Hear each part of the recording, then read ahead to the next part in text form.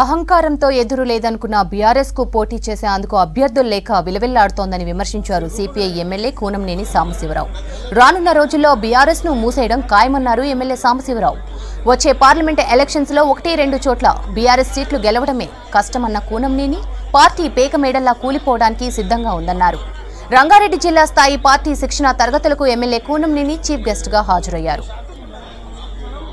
TRS అనేది అది రక్తమాంసాలతో తయారైన బిడ్డ కాదు, కేవలం గాలితో భ్రమలతో తయారైన పార్టీ.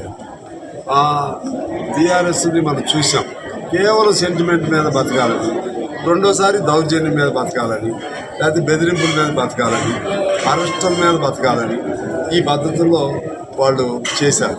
ఇవాళ అటు తిరిగి బూమ్రాంగ్ అయ్యి వాళ్ళే దానికి బలి అయ్యే పరిస్థితి. ఒక్కడంటే ఒకడు కూడా టీఆర్ఎస్లో ఇవాళ ఉండలేదు.